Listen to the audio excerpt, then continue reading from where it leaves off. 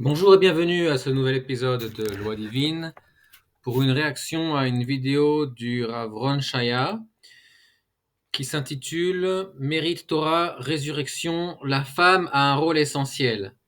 Euh, je vais avant préciser que le Rav Shaya est un tzaddik, qu'il a fait beaucoup pour le peuple juif et on va dédier ce cours à sa guérison. Mais le respect n'impose pas le silence et nos sages ont dit Bimkom Hilul Hashem En Cholkim Kavod la Rav. Quand un Rav enseigne le contraire de la halacha, alors il ne faut pas craindre pour son honneur, mais pour l'honneur de la Torah, et il faut dire quand il a tort. Et puis on va aussi se comporter comme Rabbi Akiva s'est comporté vis-à-vis de Rabbi Eliezer lorsqu'il était sur son lit de mort. Tous les élèves sont venus lui dire des louanges et son élève Rabbi Akiva est venu lui dire euh, qu'il avait des responsabilités aux souffrances qu'il était en train de souffrir quand il était sur son lit de mort ou malade. Il avait des grosses souffrances. Et donc, tous les élèves lui ont dit oh oui, c'est incroyable, comment c'est possible que toi tu aies des souffrances comme ça. Et son élève Rabbi Akiva est venu lui dire les souffrances arrivent pour une raison. Et ils ont tous voulu le faire taire. Et Rabbi Eliezer, il a dit non, non, laissez mon élève Akiva parler. D'abord, voilà, un grand respect pour le Rav Shaya. Néanmoins, c'est un sujet où quand quelqu'un n'a pas étudié ce sujet avec approfondissement, il va forcément en arriver à dire des bêtises et des choses erronées du fait qu'on est influencé aujourd'hui par la culture des dômes qui s'est infiltrée jusque dans les couches rabbiniques de la population. Et, euh, les rabbins, même les meilleurs, en arrivent à mettre de côté leur connaissance en Torah pour privilégier le bourrage de crâne qu'ils ont reçu depuis leur enfance, ou la propagande, ou les raisonnements qui viennent des tripes, pour pouvoir s'exprimer sur ce sujet. Je précise que le Rav Shaya, a priori, de ce que j'en sais, ne s'occupe pas des questions de Shlom Bayit dans les faits. Et donc sur ce, d'abord, inscrivez-vous à la chaîne, mettez un pouce, et je vous rappelle qu'on a notre site jewish-divorce.web.app avec toutes les ressources de halakha sur le divorce juif. On a également donc ce guide de Shlom Bayit pour les femmes qui va être mis dans la description. C'est parti, on y va. Comment tu vois ça? Tu vois dès la naissance, regarde les... Attendez, j'ai pas mis au début, on va mettre au début avec le petit jingle. Ce jour est dédié pour la Refoua, la guérison rapide et complète de Ella Miriam Bat Noémie Simcha Bezrat Hashem. Alors, la question de Raphaël. C'est quoi le rôle de la femme dans la Torah? Nous, on sait que voilà, les hommes, le principal, c'est évidemment on doit pratiquer les mitzvot, mais on doit surtout étudier la Torah et faire des efforts pour comprendre la Torah. Et le principal de notre récompense. Bon, lui, il dédie le cours pour la guérison de Ella Myriam, mais nous, on dédie le cours à la guérison complète du Rav Ron Shaya. Au niveau de la résurrection des morts, ce qui va se passer après, c'est dans notre ligne de la Torah, c'est les efforts qu'on aura fait pour comprendre la Torah. On sait qu'une femme, elle n'a pas cette obligation-là. En gros, c'est quoi son rôle? Comment elle va trouver sa récompense? C'est une question que le Talmud pose. Nashim Bemazachian. Quel est leur mérite? Et comme tu l'as dit rapidement, c'est marqué que la résurrection des morts, c'est grâce à une chose qui s'appelle Tal. Tal, c'est une rosée de tria, de résurrection qu'Hachem amène sur les morts, et grâce à ça, ils se lèvent. Et cette rosée provient d'études de Torah. Donc après, la question, elle n'est pas, quand la Gemara pose la question, quel est le mérite des femmes? Elles ont aussi des mitzvot. Une femme a fait une bracha avant, Birkat Amazon, elle éduque les enfants, elle fait des efforts pour papa la shonara, elle prie, elle a tout sauf l'étude de Torah, et encore. Je voudrais préciser que la femme n'éduque pas les enfants, la femme s'occupe des enfants, ce qui n'est pas la même chose, d'accord? L'éducation vient du père, alors des fois il y a des femmes qui aident et c'est très bien, mais c'est le père qui est le plus adapté, de par son intellect, à éduquer les enfants, et c'est pourquoi c'est lui qui a reçu ce commandement, et pas la femme. L'étude de Torah, elle a tout, sauf la Gemara. D'accord? Donc une femme, moi je dis souvent, si au jour de ma mort, je sais tout ce qu'une femme peut étudier, je pars heureux au Lamaba. Ouais, ça c'est très vrai, c'est formidable. Ce qu'il a dit là, le Rav Shaya, c'est vrai, si seulement tous les hommes savaient tout ce que les femmes doivent étudier. Mais les femmes aussi ne le savent pas, c'est ça le problème. C'est énorme. C'est toute la Torah écrite, c'est tous les midrashim, c'est toute la halakha, c'est énorme. C'est pas Bon, mais si au lieu d'étudier toute la halakha, elles commençaient d'abord par connaître leurs devoirs, ça serait bien. peu. Non, moi, ils n'ont pas la Gemara. Alors, c'est quoi le sens de la question Bamezachian? Quel est leur mérite? Quoi qu'est leur mérite? Ils font des mitzvot, tout ce que j'ai cité maintenant. La réponse est le Bamezachian au tal, à la rosée de la Khatametim, de la résurrection des morts. Et la Gemara, elle répond Bon, c'est une explication. Il y a d'autres commentateurs qui expliquent que comment elles obtiennent, la question c'est comment obtiennent-elles l'essentiel du monde futur, puisque les mitzvot, c'est bien, on obtient avec les mitzvot une part au monde futur, mais l'essentiel de la part du monde futur s'obtient avec l'étude de la Torah, comme les sages nous ont dit que l'étude de la Torah vaut plus que toutes les mitzvot. Et donc, étant donné qu'elles n'ont pas cette mitzvah, la question est comment vont-elles obtenir un vrai Olam Haba, un vrai monde futur et pas un petit monde futur. Et donc c'est ça le commentaire essentiel sur cette Gemara-là, même si ce qu'il a dit est vrai également. par le fait qu'elles attendent le retour de leur mari du Beth Midrash et par le fait qu'elles éduquent leurs enfants à étudier la Torah. C'est beaucoup plus la femme qui éduque les enfants plutôt que l'homme. Alors on a déjà dit que c'était complètement faux, d'accord? La femme s'occupe des enfants, mais ce n'est pas elle qui les éduque. Éduquer, c'est Chanoch Lanar al Pidarko, dirige-le d'après ses aptitudes personnelles. Et c'est le père qui a le plus de capacité à voir les aptitudes personnelles, les traits de caractère individuels de l'enfant et à visionner pour lui un futur et à l'aider à se diriger pour réussir dans la vie d'après les capacités qu'il a. Ça, c'est le rôle du père. La mère, elle s'occupe des enfants. Ça s'appelle pas de l'éducation. L'homme, il est occupé, soit à travailler, soit à étudier, etc. Donc, c'est en cela une partie de Torah. Et il faut bien remettre les choses dans leur contexte, que quand le Talmud dit qu'elles attendent leur mari qui sortent du Beth Midrash et qu'elles emmènent leurs enfants au Talmud Torah, c'est qu'à l'époque, les hommes partaient pour longtemps à l'étude, des fois pendant des années, d'accord, avant de revenir. Et donc, ça exigeait un renoncement et une, euh, une dédication assez importante de la part de la femme d'attendre que son mari revienne. Aujourd'hui, qui part que pour la journée, comme tous les autres hommes qui travaillent, il n'y a pas vraiment beaucoup de renoncement, mais c'est plutôt à ce niveau-là. Les renoncements sont à un autre niveau. Les renoncements sont plutôt et mettre ses enfants dans une école religieuse, c'est une obligation.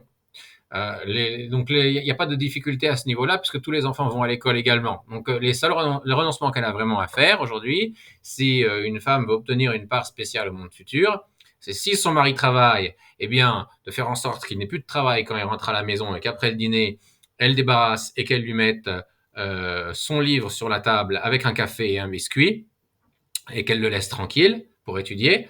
Et si elle a décidé d'épouser un homme qui étudie, eh bien, le fait elle fait l'ishtadlut, qu'on appelle ça, l'effort pour aller au travail, afin que son mari ait le temps pour aller à l'étude, eh bien, c'est ça sa récompense, c'est ça sa coopération, sa collaboration avec son mari pour l'étude de Torah. Maintenant, il est clair que la femme, elle a un rôle particulier qui est, comme c'est écrit, j'ai jamais appelé, un grand sage d'Israël l'a dit, j'ai jamais appelé ma femme, mais ma maison. La femme, c'est la maison. Bon, la femme, c'est pas la maison, mais la femme a le devoir de s'occuper de la maison. Et à l'époque, les hommes, les femmes connaissaient leurs devoirs, et donc un homme, et quand il avait, ou du moins ce Tana-là, ou cet Amora de Talmud, sa femme s'occupait tellement bien de la maison qu'il n'avait pas à s'en occuper, et donc il pouvait l'appeler ma maison. Mais c'est pas le cas de tout le monde, d'accord? Aujourd'hui, la plupart des maris collaborent également dans les tâches ménagères, dans le fait de s'occuper des enfants, de les coucher, de les emmener à l'école le matin, etc. Donc aujourd'hui, les hommes sont aussi la maison en grande partie. Donc à tout mettre avec des bonnes proportions. On dit le Kohen Gadol à Yom Kippour, V'chiper ba'ado, c'est écrit dans la Torah, V'chiper ba'ado ba'ad beto. Il va expier pour lui ses péchés et ceux de sa maison. C'est qui sa maison? C'est sa femme. Alors oui, là, dans ce cadre-là, c'est ça que ça veut dire, mais de façon générale, le terme maison dans la Torah signifie famille, d'accord? Combien de fois c'est marqué les Beit Avotam par famille paternelle, d'accord? C'est marqué dans la Torah énormément. Donc le mot maison signifie famille. Et c'est pareil pour les versets qui parlent des femmes dans la plupart des cas, comme par exemple Chochmot Nashim Banta Beita, les sagesses des femmes lui aident à construire sa maison. Ici on parle de construire sa famille, d'accord? Ah, pourquoi on appelle la femme la maison? Parce que c'est elle qui gère la maison. C'est vraiment ça, c'est le foyer, d'accord? Elle est mère pour les enfants, elle est femme pour son mari. Les hommes sont pères pour leurs enfants, ils sont époux pour leurs femmes. Je vois pas ici quelque chose de spécial. Et comme je dis souvent, elle a au moins 10 métiers. Aujourd'hui, en plus, Les hommes aussi, hein, on peut dire la même chose sur eux. Hein, quand ils changent les couches, ils donnent le biberon, ils endorment le bébé, ils étendent le linge quand la femme est trop fatiguée qu'elle est allée se coucher après avoir lancé la machine. Les hommes aussi font tout aujourd'hui, d'accord? Donc, faut arrêter de. Mais il y a cette tendance aujourd'hui dans le monde en général de considérer un homme qui se donne pour sa famille comme si c'était normal et qu'il avait rien fait de spécial. Et une femme, dès qu'elle fait quelque chose, oh là là, on saute au ciel. Ah, c'est formidable, t'es vraiment une héroïne, t'as fait ci, t'as fait ça. D'accord? Il y a aujourd'hui le dénigrement vers les hommes qui est partout dans l'air, dans la société actuelle. Je vous garantis que ça ne se maintiendra pas une fois qu'il y aura eu la délivrance, d'accord? Faut pas s'attendre à ce que ce soit comme ça. dans le monde orthodoxe où les femmes travaillent. Donc elle travaille, elle cuisine, elle fait la lessive, elle fait... Attention, hein, le monde orthodoxe où les femmes travaillent, c'est pas tout le monde orthodoxe, d'accord? Aujourd'hui, dans le monde orthodoxe en Israël, il y a 2% d'avrechim, de Kolelman. Donc dans 88% des hommes orthodoxes, ce sont eux qui travaillent et qui ramènent la parnassa. Des fois, la femme travaille aussi, mais elle n'a pas l'obligation sur les épaules que ce soit elle qui assure en cas de problème, d'accord? Ni de ramener un certain nombre d'argent. Alors que l'homme se joug sur ses épaules et donc c'est vraiment 2% de la population orthodoxe où c'est les femmes qui travaillent et l'homme qui va étudier. Et ça ne veut pas dire que c'est elle qui prend l'essentiel du joug sur ses épaules, d'accord? Parce que les femmes d'Avrechim sont les plus heureuses du monde. Elles jouissent d'un respect extraordinaire de la part de leur mari. Et en plus de ça, je veux dire, c'est pas comme si elle travaillait et lui travaillait pas, d'accord? Elle travaille pour ce monde-ci, lui travaille pour le monde futur. Imaginez-vous si elle lui dit, bah écoute, c'est moi qui travaille, c'est moi qui gagne l'argent, et donc c'est moi qui décide ce qu'on en fait. Bah, quand elle arrivera au monde futur, il va lui dire, écoute, c'est moi qui a travaillé pour la Torah, c'est moi qui a gagné le mérite, donc c'est moi qui décide comment l'utiliser. Hein. Donc, faut remettre les choses en proportion, d'accord? En plus de ça, personne n'a obligé une femme à épouser un avraire. C'est son choix personnel parce qu'elle considère que elle veut absolument un mari qui soit érudit en Torah. Elle fait le ménage, elle s'occupe des enfants, elle supporte son mari, d'accord? Et encore beaucoup de choses. Et c'est clair, c'est marqué que grâce aux femmes, on a eu le mérite de sortir d'Égypte, et grâce aux femmes, on sortira maintenant de cette galoute. Alors, c'est encore une fois une erreur de citation, d'accord? C'est grâce aux femmes justes, aux femmes vaillantes qu'on est sorti d'Égypte, et c'est grâce aux femmes vaillantes qu'on sortira à nouveau. C'est dans le Midrash Rabbah, dans Shemot Rabbah. Elles ont un mérite énorme. Et j'en profite pour une petite parenthèse, dire les maris ne savent pas suffire. Elles ont un mérite énorme, on ne sait pas qui, d'accord? Certaines femmes, est-ce que la femme que vous avez en face de vous en fait partie? C'est une bonne question. Suffisamment honorer leurs femmes. Il y a beaucoup plus de maris tordus, il y a des femmes tordues. Il y a beaucoup plus de maris tordus que les femmes tordues. Ah bon? Quelle expérience, qu'est-ce qui vous fait observer une telle chose? A priori, c'est faux, d'accord? C'est une erreur. Et on voit comme c'est marqué dans. Alors, où j'ai mis ça? C'est ici. C'est marqué dans Masechet Sofrim. Même la femme vaillante, elle fait de la sorcellerie, d'accord? Et la raison pour laquelle les femmes font de la sorcellerie, nous disent les commentateurs là-bas, c'est parce que, étant donné qu'elles ont une force physique beaucoup bien moindre que les hommes, elle cherche à obtenir du pouvoir d'une autre façon. Donc à l'époque, c'était par la sorcellerie. Aujourd'hui, c'est en faisant du socialisme, de la politique pour influencer, pour donner plus de pouvoir aux femmes. Donc il y a toujours ou de la manipulation ou toutes sortes de toutes ces choses-là, d'accord. Euh, c'est marqué dans Masechet Beitza que euh, une femme qui fait la tête à son mari, euh, elle est, elle ressemble. Le mari, sa vie n'est pas une vie. La femme est comparée à la lèpre et au Gehinnom, d'accord. Le roi Salomon nous dit dans Kohelet qu'elle est pire que la mort. Donc il faut le faire pour être pire que le Satan, hein. Ne serait-ce que par la Kabbalah, d'accord, du Harizal, que le Rav Shaya aime beaucoup, d'accord. L'homme, c'est la mesure de bonté gratuite, chesed. La femme, c'est la mesure de din, de rigueur. Donc la nature de l'homme, c'est de faire de la bonté envers sa femme. Et la nature de la femme, c'est d'être rigoureuse et dure avec son mari. Donc, quel que soit le côté duquel vous voulez prendre ça dans la culture juive, et vous ne pouvez pas arriver à la conclusion qu'il vient de sortir ici. D'accord. Alors lui, peut-être, il a affaire uniquement au mari.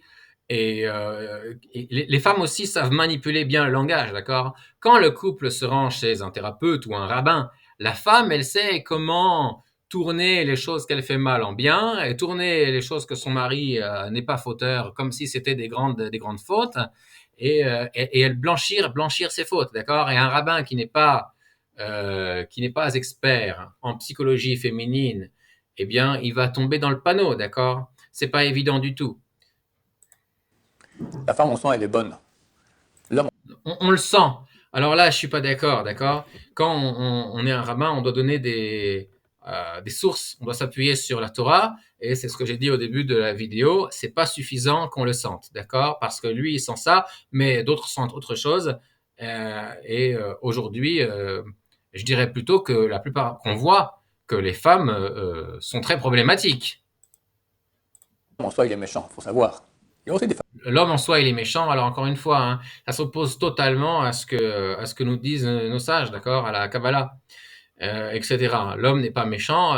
On voit bien que euh, les femmes ont plus tendance, pardonnez-moi, mais à terminer la vie de leurs enfants, d'accord, au niveau statistique, je parle. Alors je dis pas que les femmes juives du peuple juif, la plupart elles font ça, hein, loin de moi.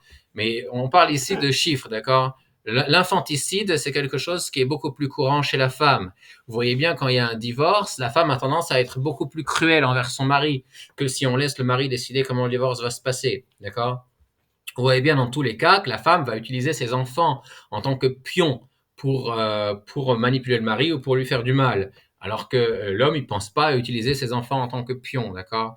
Donc vous voyez bien que la femme, elle est plus problématique, elle est plus tordue, elle est plus méchante que l'homme, d'accord. C'est la simplicité de la Kabbalah, c'est également, ça se trouve dans le Mikra, dans le Talmud, et il n'y a pas ici de possibilité de penser une telle chose quand on est un juif orthodoxe. Femmes méchantes. Comment tu vois ça? Bah, tu vois, dès la naissance, regarde les enfants, à quoi ils jouent. Les femmes, à la poupée, à la maman, tout ça, c'est gentil, c'est bien. Et les enfants à la guerre, à la guerre. Les garçons jouent à la guerre parce qu'ils savent qu'ils vont être envoyés euh, euh, au casse-pipe comme de la chair à canon depuis leur plus tendre enfance. Leurs mères leur font savoir que quand ils seront grands, ils sont là pour ça, défendre la vie des femmes. Et les petites filles jouent à la poupée parce qu'elles savent. Elles n'ont pas à se soucier dans la vie. Les hommes vont prendre soin d'elles, vont la protéger, vont se sacrifier. Elle peut profiter de la vie. Ça fait comme les grands d'ailleurs. Voilà. On est à deux doigts d'une guerre peut-être mondiale à cause de fous idiots. D'accord. Poutine, Zelensky, qui veulent se faire la guerre, et peut-être ils vont entraîner le monde entier là-dedans. Deux tiers, c'est marqué qu'avant que ma chère vienne, deux tiers du monde vont disparaître. À cause de gens idiots qui n'ont pas dépassé l'âge de 3-4 ans, il faut comprendre. Ils font des bombes atomiques. Tu donnes des bombes atomiques à un petit enfant de 3-4 ans. C'est dangereux, c'est la même chose. Bon, alors Poutine, Zelensky, Trump et tout ça, ce sont des marionnettes. Et c'est vrai qu'il y a des gens qui veulent causer la guerre mondiale et ça va venir. Exactement la même chose. Shem Mishmor, Hashem Mishmor. La femme, donc, il faut savoir que la femme est plus haute que l'homme. encore une erreur, d'accord? Comment on peut dire que la femme est plus haute que l'homme, d'accord? Ça n'a aucun sens.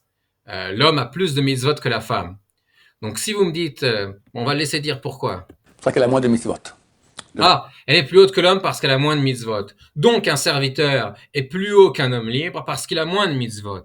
Un non-juif est plus haut qu'un juif parce qu'il a moins de mitzvot. Et la vache elle-même est plus haute que le non-juif et que le serviteur et que le juif parce qu'elle n'a pas de mitzvot. Ça n'a absolument aucun sens. Maintenant, on fait une bracha, Sholasan Isha, je bénis Hachem, enfin, qui ne m'a pas fait femme. Alors j'en comprends du genre, heureusement que je ne suis pas une femme, ça aurait été terrible. La bénédiction, merci mon Dieu qui ne m'a pas fait femme, c'est parce que si j'avais été une femme, j'aurais eu moins de commandements. Or, on aime les commandements, on veut avoir le maximum de commandements possible pour avoir le plus d'opportunités de faire la volonté de Dieu. Et donc c'est pour ça qu'on fait la bénédiction qui ne m'a pas fait femme. Et on fait aussi la bénédiction qui ne m'a pas fait serviteur. Et aussi la bénédiction qui ne m'a pas fait non-juif. Parce que tous ces statuts-là sont des personnes qui ont moins de commandements. C'est aussi simple que ça, d'accord? C'est pas dans ce sens-là. Parce que la femme, vu qu'elle est plus parfaite que l'homme, donc elle a moins de travail à faire. Elle est plus parfaite dans le même sens que la vache. La vache est plus parfaite que l'humain puisque la vache ne fait que la volonté de Dieu. Mais bon, on parle ici d'individus qui ont le libre arbitre.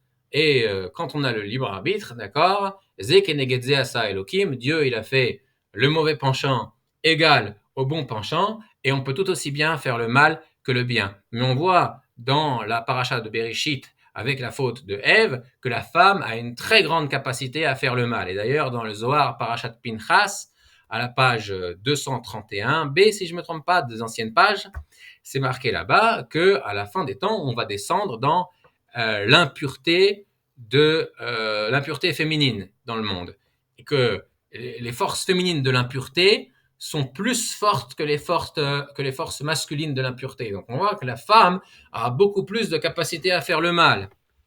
Pour se rapprocher de Dieu. C'est plus automatique chez elle. C'est automatique chez elle de parler. Donc évidemment, elle aura plus de facilité à prier. Alors que pour l'homme, c'est difficile de parler parce que ses sentiments, ses émotions sont réprimées. Il le sait depuis qu'il est un petit garçon. On lui a dit pleure pas comme une fille. Et après, dès qu'il exprime ses émotions, il est puni par la société, puni par ses parents et toujours puni un homme quand il exprime ses émotions. Donc les hommes apprennent à garder leurs émotions à l'intérieur et c'est pourquoi ça leur est extrêmement difficile de parler et d'exprimer leurs émotions. Donc ils auront plus de difficultés à la prière. La femme, en plus de ça, en plus du fait qu'elle a une facilité à exprimer ses émotions, a reçu 9 parts de parole sur 10 dans le monde. C'est une pipelette naturelle. Donc, avec ces deux atouts en main, elle aura une grande facilité à dialoguer avec Dieu. Et néanmoins, vous verrez que les femmes ne sont pas toujours là où on espérerait au niveau de la hitbo des doutes. Et on voit très souvent l'homme, il a toutes sortes de plans et d'idées, de projets, et la femme le calme, d'accord, le rabaisse, parce qu'elle a une sensibilité que l'homme n'a pas, de voir les choses, de voir les choses. Bon, la femme qui rabaisse son mari, qui essaie de l'empêcher d'accomplir ses projets, ça c'est bien, c'est parce qu'elle sent les choses. Absolument pas. Une femme doit encourager son mari à réaliser ses projets. Et il n'y a pas une telle chose que l'intuition féminine. La femme a une capacité à tirer des déductions rapidement. Ça ne veut pas dire absolument pas que ces déductions sont justes. Donc on doit beaucoup d'honneur à nos femmes. Et la femme, elle doit bien sûr beaucoup respecter son mari. Elle doit respecter son mari plus que son mari ne doit la respecter elle. Et ceux qui étudient bien les lois concernant cela, d'abord, si vous avez un enseignant ou un rabbin qui vous parle de Shlom Bayit et qui vous dit de façon asexuée que le mari et la femme doivent s'honorer l'un l'autre, eh bien, il faut vous éloigner absolument d'une telle personne parce qu'il ne sait pas de quoi il parle. Parce que si vous étudiez bien la halakha, c'est marqué que l'homme doit honorer le corps de sa femme et la femme doit honorer l'âme de son mari. Alors pas uniquement son corps, son âme également, d'accord, mais principalement son corps en lui donnant le surplus de tout ce qu'il a au niveau matériel. Mais quand il s'agit de âme par rapport à âme, c'est la femme qui doit honorer plus son mari. même s'il est tordu, hélas. On voit hein, les maris qui respectent leurs femmes, bien qu'elles sont tordues, souvent, d'accord? Donc, être tordu, ce n'est pas un monopole masculin. Et elle a un rôle éducatif énorme sur les enfants. Ben, elle pourrait, mais vous voyez par vous-même que la plupart, quasiment toutes les femmes qui décident de divorcer, eh bien, elles décident d'aliéner les enfants de leur père. Donc, vous voyez que les femmes ne cherchent pas à éduquer leurs enfants, mais à se les approprier comme des objets, d'accord? Et donc, elles ne pensent pas au bien de leurs enfants. Vous me direz, oui, à toutes celles qui divorcent pas, à celles qui restent mariées. Tout dépend quel est l'état du shlom bayit, quel est l'état de l'entente entre les deux membres du couple, d'accord? Mais c'est surtout le père qui voit le futur de l'enfant et qui pense à son avenir et qui ne pense pas uniquement à ce que il soit en train de jouer après l'école et se coucher le soir et se lever le matin pour aller à l'école, d'accord? Il a plus dans la tête pour son enfant que cela pour son futur. Et c'est pour ça que Dieu a donné le commandement d'éduquer les enfants au père et pas à la mère. La mère n'a pas cette capacité à voir loin. Elle n'a pas ces capacités à se soucier tellement du futur, de l'avenir, de la vie de son enfant lorsque elle ne sera plus là. D'accord? Il y en a qui l'ont et c'est très bien. S'il y en a qui l'ont, c'est très bien. D'accord? S'il y en a qui font ça, c'est très bien. Félicitations. D'accord? Mais je parle en général, la femme est bien moins portée à toutes ces choses-là que l'homme. Et là, donc, elle a un mérite énorme. C'est marqué que dans Olam Haba, c'est marqué que les tzadikim sont assis avec leur couronne sur leur tête. C'est quoi la couronne? C'est la femme. Bon, c'est spirituel. Bon, d'abord, Olam Haba, le prophète Jérémie nous a dit Aïn Lora Ata Hashem Zulatecha. Personne n'a vu ce qui va se passer là-bas, d'accord? Bon, il y a des écrits de Kabbalah, etc., d'accord? Mais en vérité, les écrits de Kabbalah sont aussi fermés que le livre de Daniel qui nous parle de la date de la fin. Et en vérité, qui peut vraiment comprendre ce qui est marqué là-bas?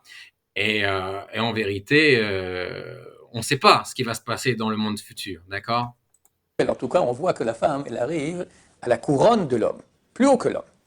Parce que, comme je dis, elle est plus parfaite, elle a un rôle plus général. On a déjà dit que la femme n'était pas plus parfaite, hein. Au contraire, elle a plus fauté et elle a plus de réparation à faire par rapport à ça. Mais ça ne se voit pas parce qu'elle a moins de mitzvot. Mais le moins de mitzvot qu'elle a, c'est pas en rapport avec sa perfection, c'est en rapport avec son niveau de conscience qui n'est pas au même niveau que celui de l'homme, comme nos sages ont dit, Nashim Da'atan Kala. De gérer la maison, d'accord, de faire que la maison soit une maison normale, bien comme il faut. Voilà, je t'ai répondu là, ou bien tu as des questions à ce propos? Alors, enfin, je sais pas si c'est vraiment une question, mais pourquoi c'est comme ça? Pourquoi, genre, moi je pense qu'on étudie parce que le principal de l'homme, quand il a fait l'homme, c'est parce qu'il a un sacré contrairement aux animaux, quoi. Et donc l'étude de la Torah, ça s'arrête pas. Juste, je réponds à ce qu'il a dit avant par rapport à la couronne de l'homme. Donc, la femme est plus élevée parce qu'elle arrive au-dessus de la tête de l'homme. Elle devient une couronne sur sa tête. Encore une fois, donc c'est un argument qui prouve le contraire de ce qu'il veut dire, de ce qu'il est censé prouver, d'accord? Puisque une couronne sans roi ne sert absolument à rien, mais un roi sans couronne peut toujours diriger son royaume, d'accord? Et dans le livre Etzraïm de Rabbi Chaim Vital, il est écrit que les couronnes des lettres de la Torah ne sont pas l'essentiel. L'essentiel, c'est la lettre de la Torah. Hein, et vous pouvez le comprendre facilement, parce qu'un livre de Torah où il y aura uniquement les couronnes, eh ben, on ne pouvait rien faire avec, à part le jeter à la poubelle, et même pas besoin de le mettre à la Geniza. Mais un livre de Torah où il n'y a que les lettres sans les couronnes, eh bien, vous pouvez lire dedans, et il a toute sa sainteté. Et d'ailleurs, aujourd'hui, tous nos sifrei Torah ne sont pas avec les couronnes comme elles doivent être, d'accord? Puisqu'on ne fait pas les couronnes qui sont inscrites dans le livre des Tagim, Sefer Tagé. Ouais. La femme aussi, il y a cet aspect-là. Ouais. La femme, elle est plus sensible à ses regachot, comme on dit en français, à ses sentiments. Elle est plus sentimentale. Elle est moins... Un homme aussi peut être très sentimental, des fois plus qu'une femme. De façon naturelle, la femme, elle est sentimentale, et l'homme, il est plus rationnel. Alors, je dirais pas qu'elle est sensible à ses émotions. Je dirais que la femme, elle se laisse plus aller à ses émotions. Elle est plus émotive et elle se laisse aller à ses émotions. L'homme a une plus grande maîtrise de ses émotions. Les hommes ont beaucoup d'émotions, mais on ne leur permet pas de les exprimer.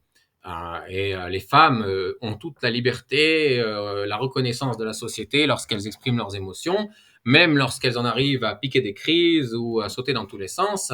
En général, c'est très toléré. Par contre, si un homme exprime ses émotions, surtout lors d'un contrôle de police, il va finir en prison. Donc, il a intérêt à les maîtriser, d'accord. Et également, s'il exprime ses émotions de colère, ça va pas se passer comme ça, d'accord. Il peut lui arriver des gros problèmes, donc il a intérêt à se dominer. Mais la femme, elle a pris l'habitude que quand elle exprime sa colère, eh bien, on tolère, on laisse passer, et ce depuis qu'elle est petite, depuis qu'elle a 2 ans, elle commence à comprendre ça, et donc forcément, elle apprend à se laisser aller, d'accord. Mais en plus du fait que naturellement, elle se laisse aller, d'accord. Ça ne veut pas dire que elle a une plus grande connaissance de ses émotions, d'accord. Ça ne veut absolument pas dire ça. C'est pour ça qu'on dit que la femme, elle n'oublie pas. C'est connu. Une fois, il y a eu une bagarre entre le mari et la femme, et il a traité, je sais pas moi, ton papa a vendu poisson pourri. Elle a été très heurtée par cela. D'accord. Bon, elle a fait la tête pendant entre un jour et 3 semaines. Puis après, il est devenu penaud et il a demandé pardon. Et vraiment, je m'excuse. Il a offert un cadeau, il a invité au restaurant, etc. Bon. Mais est-ce que si ça se passe dans l'autre sens, que la femme insulte le père du mari, eh bien, elle devient penaude et elle demande pardon. Ben, c'est pas évident. Et le Rav Shaya a l'air de suggérer que c'est normal pour l'homme de devenir penaud et de demander pardon. Mais il faudrait savoir le contexte. Qu'est-ce qui l'a poussé à dire une telle chose, d'accord? Si sa femme l'a insulté, c'est pas à lui de demander pardon, c'est à elle, d'accord? Et il faudrait connaître le contexte. Ça, c'est un petit peu problématique parce que ici, on ne sait pas que dit la halacha. On ne sait pas quel est le contexte et donc il est impossible de juger. Donc ça, c'est une histoire drôle, je sais pas. C'est classé. 5 ans plus tard, et de toute façon, tu as traité mon papa de vendeur de poissons pourris. Et qu'est-ce que, dans la deuxième bagarre qu'il y a eu 5 ans plus tard, ou la 20e ou la 200e bagarre, pourquoi tu parles de ça? C'était un dossier classé terminé. Je me suis excusé, je suis plus au restaurant, je dois faire un cadeau, dossier classé. Il a raison, du point de vue de la raison, mais elle n'est pas raisonnable. Voilà, la femme n'est pas raisonnable et en plus de ça, elle n'a elle n'a pas la capacité, comme l'homme, à avoir la reconnaissance du bien qui lui est fait. Elle n'est pas raisonnable. C'est marqué que la femme a été créée de la côte. La côte, c'est dur. Boum, on peut tuer quelqu'un avec une côte. Donc ça, c'est un midrash là qu'il nous cite, midrash Rabbah, L'homme a été créé de à moins que ce ne soit dans le Talmud. la terre. La terre, on marche dessus. Ça veut dire, normalement, et comme je l'ai dit, ce n'est pas le cas aujourd'hui, il y a plus d'hommes tordus que de femmes tordues. Normalement, l'homme, c'est plus facile pour lui de supporter tous les désagréments sentimentaux. Tout ce qui lui ferait du mal, il peut encaisser et supporter. Pour la femme, c'est beaucoup Ouais, oui, il y a une erreur, hein. C'est pas que la terre, on lui marche dessus, c'est que la terre, c'est malléable. Et l'os, c'est dur et ça casse. plus dur, beaucoup plus dur. Donc, de là, l'importance que l'homme a d'être beaucoup plus délicat avec sa femme et comprendre qu'elle n'est pas toujours rationnelle. Des fois, c'est sentimental, c'est rien de rationnel, il faut supporter ça en silence. Alors là, je suis complètement pas d'accord. Non, plus jamais ça, d'accord. Il n'y a pas à supporter en silence, d'accord. La halakha, une mauvaise femme, mitzvah legarsha, c'est une mitzvah de la divorcer, d'accord. Donc ça, c'est dans le Shulchan Aruch Even Haezer, Kuf Yud Tet Siman Dalet, d'accord. Une mauvaise femme, c'est une mitzvah de la divorcer. Et qu'est-ce que c'est une mauvaise femme? C'est marqué dans le Talmud, soit une femme qui fait ses devoirs de... Et on parle, une mauvaise femme, c'est une femme qui accomplit ses devoirs de femme, d'accord? Qui accomplit ses devoirs d'épouse. Elle sert son mari, elle lui sert à manger, elle lui sert son dîner. En lui servant son dîner, elle lui dit des paroles désagréables. C'est une mauvaise femme. Et même en allant plus loin, même si elle ne parle pas, si elle lui fait la tête et qu'elle boude en lui apportant son dîner, c'est une femme, c'est une mauvaise femme. Alors, il faut voir quelle est la proportion dans laquelle elle est mauvaise femme par rapport au temps qu'ils ont ensemble, d'accord? Mais le Shulchan Aruch nous dit, une femme qui est mauvaise, donc a priori qui est souvent comme ça, d'accord? Eh bien, c'est une mitzvah, c'est une bonne chose de la répudier, d'accord? Donc non, il n'y a pas à souffrir en silence. Et le livre de Ben Sira dit ça également, et il est mentionné dans le Talmud à ce sujet. D'accord? Il n'y a pas à souffrir en silence. Le mariage ne doit pas être un purgatoire pour les hommes et un défouloir pour les femmes. D'accord? La femme a aussi des devoirs à respecter et lorsqu'elle fait certaines choses, ce sont des fautes. Elle a des interdits et une culpabilité à reconnaître. D'accord? Aujourd'hui, le problème, la raison pour laquelle il vous dit de vous taire, c'est parce que la loi impose au mari de se taire. Et on a tendance à assimiler ça comme si c'était une chose normale, mais ce n'est pas une chose normale. Bien sûr, il ne faut pas lever la main, c'est dangereux. C'est pas forcément, ça n'était pas forcément toujours interdit d'après la loi juive, mais c'est dangereux et lever le ton aussi, ça devient dangereux puisque après elle risque de menacer de divorce et même si elle ne l'obtiendra pas devant Dieu, elle obtiendra tout un tas de papiers qui lui permettent de vivre socialement à la rabbanoute et de tuer son mari. Donc aujourd'hui, l'homme est pris en otage lorsqu'il est marié, puisqu'il y a 3 personnes dans le mariage aujourd'hui. Ce n'est plus l'homme, la femme et Dieu, c'est l'homme, la femme et l'État. Et du coup, l'homme, il a perdu son autorité. Et les mauvaises femmes abusent de cela. Et il y en a certaines qui s'attendent à ce que leur mari fasse preuve de force et d'autorité et la rabaisse, la remette à sa place et lui montre qu'il est un homme, comme il y a un juge à la rabbanoute qui a admis qu'une femme demandait le divorce parce que son mari ne lui a jamais dit non. Elle voulait qu'il lui dise non. Mais ce que ces femmes-là ne comprennent pas, bon, évidemment, elle n'est pas seule, d'accord? C'est une tendance naturelle chez la femme de vouloir que son mari montre qu'il est un homme, fasse preuve d'autorité. Et donc des fois elles vont chercher le drame pour essayer de pousser son mari à montrer que c'est lui le chef. Ce qu'elles ne réalisent pas, toutes ces femmes-là, c'est qu'elle n'est pas en train de se disputer toute seule avec son mari. Derrière son mari, il y a un gros bras avec un couteau dans la bouche et un revolver dans les mains, d'accord? Et enfin, pas derrière son mari, derrière elle, qui menace son mari. Et son mari, il n'ose pas répondre à sa femme parce qu'il voit ce gros bras-là, hyper grand, hyper musclé, qui s'appelle gouvernement. D'accord? Et donc, il ne faut pas commencer avec ces choses-là et perdre son monde futur. Voilà. Et l'homme, il a les capacités. Comme on a parlé dernièrement dans les cours, il faut que l'homme soit humble. Humble. Humble, ça veut dire que quand... Excusez-moi, mais l'injonction d'être humble, ça n'est pas uniquement envers l'homme. La femme aussi a ce devoir, d'accord? Surtout devant son mari, d'accord? À tel point que la halakha, c'est que la femme est dispensée d'honorer ses parents une fois qu'elle est mariée. Parce que son honneur principal doit aller à son mari, plus qu'à ses parents. Donc, c'est pour montrer à quel point elle doit être humble devant son mari. Ça arrive des fois à quelqu'un, je sais pas, il rend service à sa famille, il lui fait une belle surprise, tout ça, puis elle, au contraire, elle n'est pas contente, elle lui crie dessus. Je ne comprends pas, j'ai voulu faire bien, et c'est comme le contraire, elle fait inverse. Ça peut faire très mal. Il faut se taire. Je ne dis pas qu'il ne faut pas en parler, mais quand ça te fait mal, tu n'en parles pas. Une fois la crise est passée, tu n'as même plus envie d'en parler, là, il faut en parler. Oui, mais c'est facile à dire, il faut en parler, mais les femmes, elles ont envie de parler de rien du tout, de ce qui les met en porte-à-faux, de ce qui montre leur culpabilité.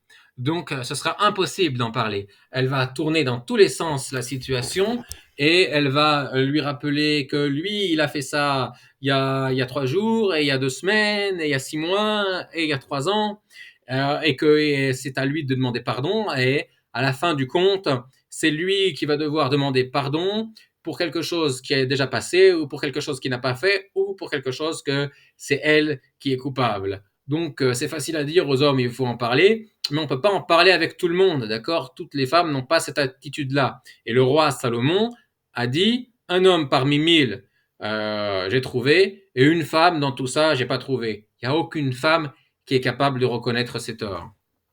Tu n'as plus envie d'en parler, c'est plus sentimental, c'est pas l'envie, c'est la raison que tu dis, ok, non, mais comme un problème ici qu'il faut que je règle. Alors on s'explique gentiment, avec amour, d'accord, avec gentillesse. Voilà, les couples qui fonctionnent comme ça, la présence divine vient dans la maison, Et, euh, et c'est fantastique, c'est le but vraiment. Je ne sais pas pourquoi il dit les couples qui fonctionnent comme ça, puisque jusqu'à présent, il n'a parlé que d'une attitude que le mari doit avoir. Donc, c'est pas les couples qui fonctionnent comme ça, mais les couples où le mari fonctionne comme ça. Donc, et c'est un peu problématique parce qu'ici, il y a une promesse qui est faite à l'homme que si tu te comportes comme ça, tu auras la présence divine dans ta maison et donc tu auras le shlom bayit et ta femme va devenir une bonne femme. Mais c'est absolument pas vrai. Il y a des tas d'hommes qui se comportent comme ça et leur femme devient de pire en pire. Parce que comme l'a dit cette femme-là au Dayan, eh bien, elles ont envie que leur mari les remette en place. Et elles vont chercher à faire plus de drames et plus de drames jusqu'à ce qu'elles s'imaginent que elles sont abusées et elles vont se tourner vers le divorce à la rabbanoute. Donc non, c'est pas, ça m'a pas l'air d'une solution du tout. De la manœuvre qui s'appelle le mariage. Qui hélas aujourd'hui, très souvent ça marche pas. Parce qu'il y a deux égos qui s'opposent et ne veulent pas s'écraser. Mais la question, c'est à qui de s'écraser. Et nos sages ont répondu à cette question. En lecha kshira banashim, et là, isha sheosa et retson baala. La seule femme qui est kshira, ça veut dire quoi qu'elle est cachère? Si elle est cachère, tu as le droit de l'épouser. Si elle n'est pas cachère, tu n'as pas le droit de l'épouser. Tu ne sais pas si elle est kshira, si elle fait la volonté de son mari avant de l'avoir épousée. Donc, si elle est cachère, tu as le droit d'être intime avec elle. Si elle n'est pas cachère, tu n'as pas le droit d'être intime avec elle. On n'a jamais vu une telle halakha. Donc ça veut dire quoi? Kshera, ça veut dire selon la volonté de Dieu. La seule femme qui est selon la volonté de Dieu, c'est celle qui fait la volonté de son mari. Donc, a priori, c'est toujours à la femme de s'écraser. Et elle doit laisser le pouvoir décisionnel au mari, mais ça ne l'empêche pas de donner son avis. D'accord? Mais à condition qu'elle laisse son mari diriger la baraque. Comment il doit faire un homme justement qui a plus d'émotions que la moyenne ou plus sensible? Quelqu'un qui a plus d'émotions que la moyenne, il doit se travailler. C'est marqué que les Réchaïm, ils sont dans les mains de leur cœur, les mécréants. Si tu es plus sujet aux émotions, tu réagis, tu as un énorme travail à faire là-dessus, il faut travailler et tu as les capacités. Alors, ça m'a l'air un petit peu embrouillé ce qui est dit ici. Il y a un livre de l'Admor de Piaseczna qui est mort dans le ghetto de Varsovie, dont les écrits ont été retrouvés 30 ans après, lorsque les Polonais ont creusé pour créer un musée là-bas sur place. Ils ont retrouvé les écrits de l'Admor de Piaseczna, qui écrivait des livres et qui était un grand Admor qui avait un roi HaKodesh extraordinaire. Et dans un de ses livres, il écrit que les prophètes sont des gens extrêmement sensibles, mais ils maîtrisent leur sensibilité. Et il dit là-bas que c'est une condition pour être prophète, d'être extrêmement sensible. Donc non, il n'y a pas de problème à être sensible, c'est même une bonne chose. La seule question, sensible ou pas sensible, c'est toujours la maîtrise de soi, que l'intellect règne sur le cœur. Et c'est une grande souffrance. Le roi HaKodesh, ça s'acquiert pas facilement parce que il faut être capable d'endurer des souffrances émotionnelles difficiles en voyant des choses dures. Une femme moins. Je dis maintenant que lorsqu'il y a l'union entre l'homme et la femme, il y a la shrina dans la maison. Comment ça? Chazal le disent. Comment ils disent? Ils disent tu prends ish, isha. Dans le mot ish, tu as le yud. Et le mot isha, tu as le hey. Les deux ensemble, tu prends le yud de ish et le hey de isha. Ça fait yud qui est le nom de Dieu. S'il n'y a pas le nom de Dieu, qu'est-ce qui reste? Esh, le feu. Et la Gemara ajoute, et chez la femme, c'est pire. Vu que la femme, elle est sentimentale, donc des fois elle se met en colère, et c'est pas raisonnable. Ça ne sert à rien à raisonner, c'est sentimental. Donc chez elle, le feu, il est beaucoup plus fort. Donc on voit ça, que chez l'homme, dans le mot ish, quand il y a le feu, il veut dire le mauvais penchant. Nos sages ont dit, le mauvais penchant est plus fort chez la femme. Les lettres qui forment le mot ça va à l'encontre, en passant, de ce qu'il a dit avant, que les femmes sont naturellement bonnes et les hommes soi-disant naturellement mauvais, d'accord? Ça veut plutôt dire le contraire, ce qu'il vient de dire ici. Esh sont séparés par un yud au milieu. Donc, il n'y a pas le feu. Il y a un feu potentiel. Il faut enlever le yud et se mettre ensemble. Chez la femme, le Esh, il est déjà là.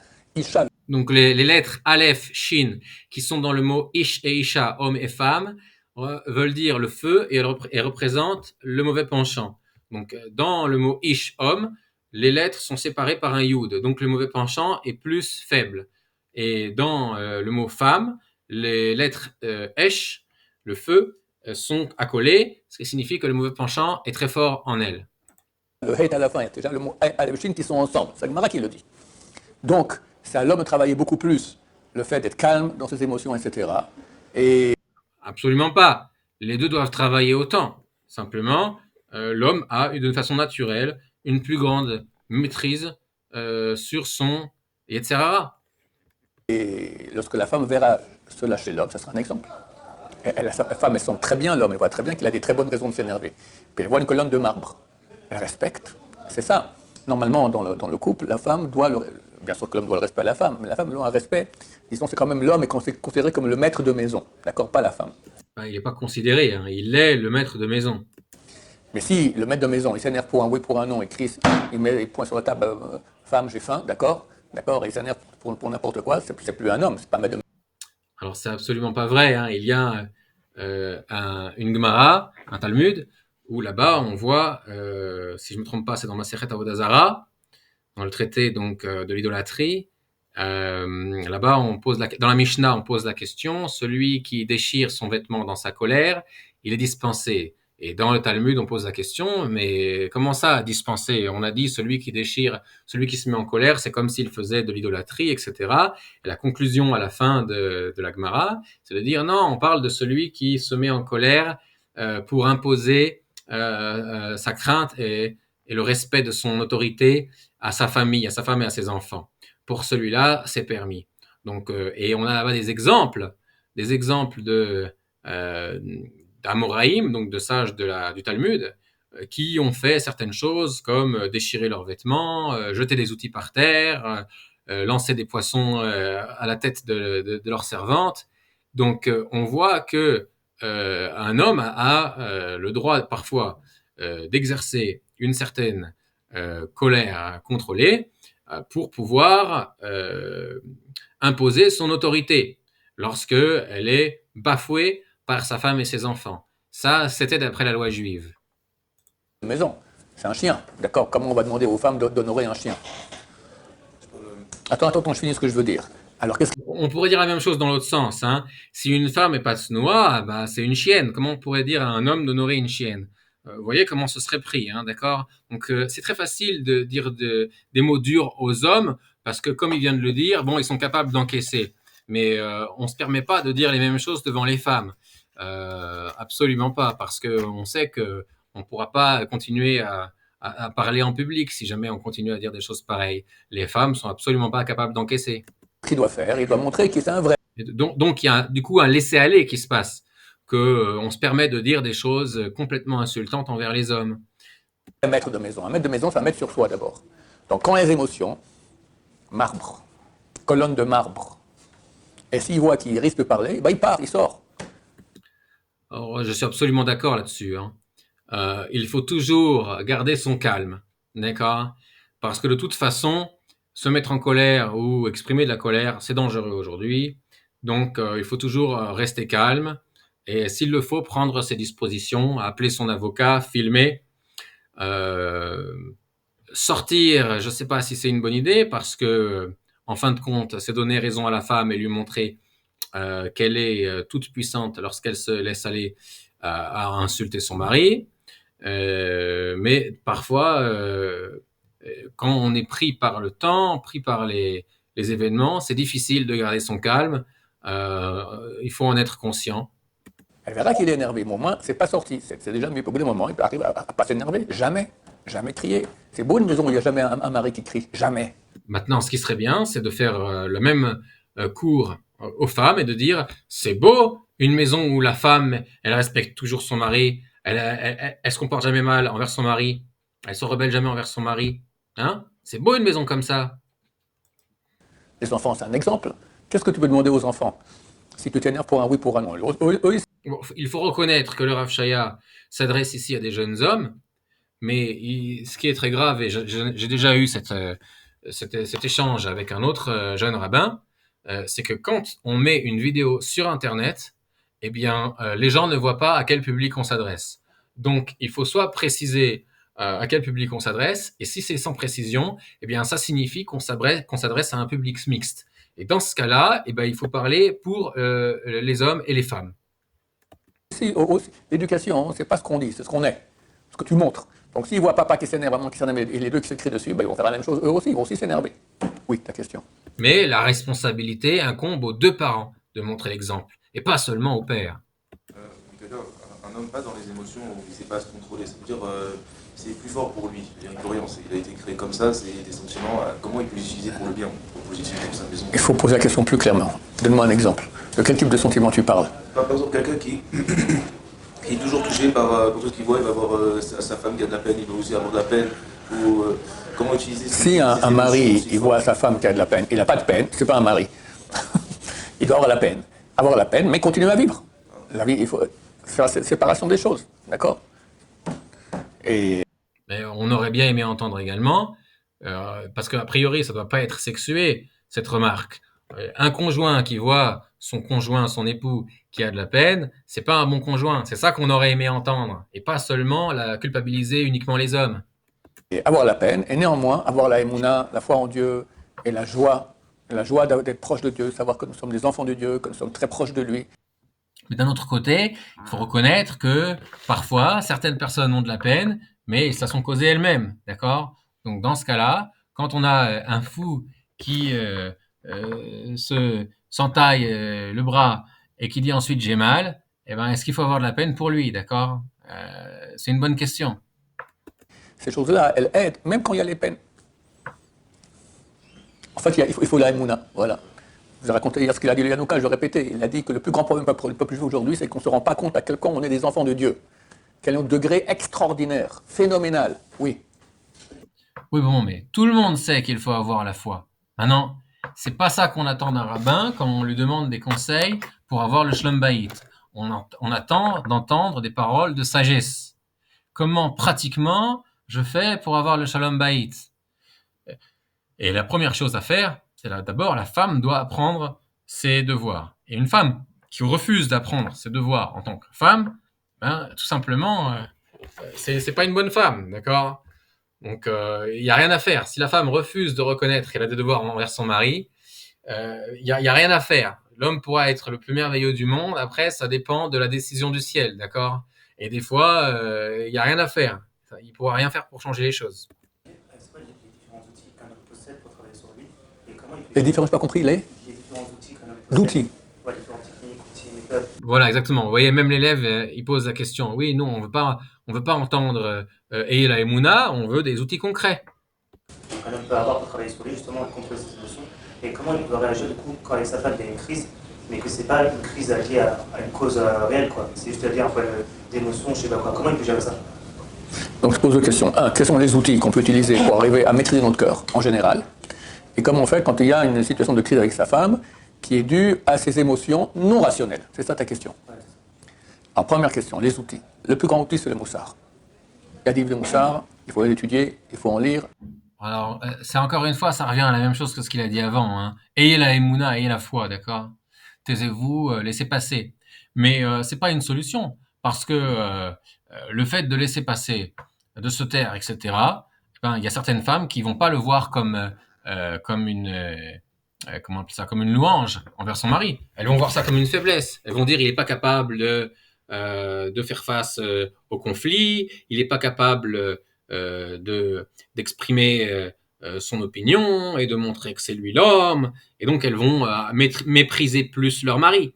Donc il ne s'agit pas ici d'une parole de sagesse, même si c'est de la sagesse en soi d'étudier le moussard, dans le contexte présent où la question c'est donnez-nous des outils concrets pour avoir le shlom bayit. Un homme ne doit jamais laisser passer une insulte de la part de sa femme impunie, d'accord? Alors aujourd'hui, c'est interdit de punir de façon avec les mains, etc., d'accord? Ou même de crier. Donc il faut trouver des solutions intelligentes. Comment punir sa femme?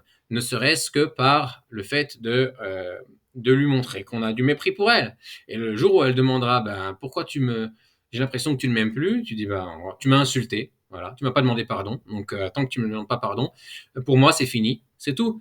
Il n'y a pas autre chose à faire, d'accord? Aujourd'hui, mais que ce soit d'une façon ou d'une autre, la femme, il ne faut pas laisser passer l'insulte impunie. C'est marqué que un roi qui pardonne l'insulte faite à son honneur, son insulte n'est pas pardonnée. C'est une halakha, d'accord? Donc le roi n'a pas le droit de pardonner son insulte parce qu'il représente Dieu. Quand un jeune homme se marie, un khatan, on lui dit maintenant, tu es comme un roi. Et de même que c'est marqué dans la halakha, dans le Rambam, Ishut Tedvav halakha kaf, l'homme est considéré comme un roi dans sa maison, ou un prince, d'accord? Et tous les rabbins lui disent ça le jour de son mariage. Et après le mariage, ils vont lui dire des choses comme ce qu'on entend ici. Maintenant, sois un tapis, laisse-toi marcher dessus. Il faut savoir, je suis un roi ou je suis un tapis? Et un roi ne peut pas laisser passer un affront fait à son honneur. Donc ici, c'est pas un roi vraiment, mais n'empêche que le principe reste. Il faut pas laisser passer un affront fait à l'honneur parce que c'est un enseignement que on peut dépasser les bornes. Et donc, cet enseignement-là ne doit absolument pas passer. Minimum 10 minutes par jour, si possible une demi-heure, sur les sujets sur lesquels on est manquant. Par exemple, la colère. Il y a 2 livres en français excellents sur la colère. Excellents. Un, c'est une traduction en français du livre de Rava. Et surtout, il faut jamais envoyer des louanges à une femme et des compliments lorsqu'elle se comporte de façon perverse et insidieuse, d'accord, de façon méchante. Il ne faut pas récompenser les mauvais comportements, d'accord. Il faut penser à la carotte et au bâton, d'accord, parce que ça fonctionne, tout simplement. En hébreu, Avram Tobolski, qui s'appelle Chasse la colère de ton corps, et une d'un ami à moi qui a écrit, il est venu donner des cours ici, le Rav Avram Sitbon, je mets le nom du titre, sur la colère. Il faut lire ça en boucle. Quelqu'un qui... Bon bah, ça, ce sont des enseignements de gens qui ne sont pas experts en Shlom Bayit et ne connaissent pas tous les tenants et les aboutissants. Quand je parle expert en Shlom Bayit, je parle de savoir ce qui se passe dans les couples, savoir ce qui se passe, toutes les halachot qui concernent les hommes et les femmes, de façon précise, ce que dit la Torah et pas ce que dit le monde autour de nous ou la rue. Et il y a même des gens qui s'occupent de Shlom Bayit qui disent ces choses-là, d'accord? Parce que tout simplement, ils ne se sont pas posé la question que dit la Torah. Ils ont été puiser leur science chez les thérapeutes et les psychologues, des non-juifs et l'air de la rue. Et donc, ça donne mal. Et le moussard, c'est très bien, d'accord? Mais ici, ce n'est pas une solution pratique. Qui lit ça en boucle. Alors je ne dis pas que du jour au lendemain, c'est fini, il n'y a plus jamais de colère. Mais c'est certain que quand il se mettra en colère, il y aura déjà des freins. C'est quoi le moussard? Le moussard, c'est renforcer la conscience des choses. Tout le monde sait qu'il ne faut pas se mettre en colère. Mais quand il lit du moussard, ça renforce sa conscience. Et quand il voit maintenant les nerfs qui commencent à arriver, hop, en plus dans ses livres, il donne beaucoup de conseils. C'est un exemple, d'accord? Lui, il est orgueilleux. Il faut travailler maintenant son humilité. Il y a des moussaards. Tout. L'étude du moussard, c'est l'outil numéro 1. Et sans lui, on ne peut rien faire pour arriver à maîtriser son cœur. Ensuite, faire un Cheshbon Nefesh. Cheshbon Nefesh, de temps en temps, on fait un calcul, enfin un bilan de soi-même. Et on voit où on en est. Parce que si tu vis sans bilan, tu ne sais pas où tu en es. Comme chez Moussa Charim, tu as maintenant un commerçant, quelqu'un a un magasin, il ne fait pas le bilan, il va faire faillite. Alors s'il doit faire bilan pour l'argent, quand chacun a la plus forte raison de faire bilan sur lui-même, où j'en suis dans ma vie, qu'est-ce qui va, qu'est-ce qui ne va pas, qu'est-ce que je dois arranger, il le fait. Ça aussi, c'est le même but, c'est pour renforcer la conscience des choses. Quand tu fais un bilan, tu te rends compte, ah ouais, c'est vrai là. Quelqu'un qui fait un péché puis il ne se rend pas compte et la vie continue, ça n'a pas d'impact. Mais s'il voit, oulala, j'ai fait ça, et j'ai fait ci, et j'ai fait ça. Il y a le bien aussi dans le bilan, il y a aussi le bien qu'on a réussi, les progrès qu'on a réussi à faire. Soit on fait un bilan. Bon, bah, on va s'arrêter là. Je veux que vous sachiez que ça a été une grande souffrance pour moi de faire cette critique du Rav Ron Shaya, que j'aime beaucoup. Et mettez un pouce, mettez un commentaire, dites-moi ce que vous en pensez dans les commentaires. Inscrivez-vous à la chaîne si ce n'est pas déjà fait et envoyez la vidéo à un ami.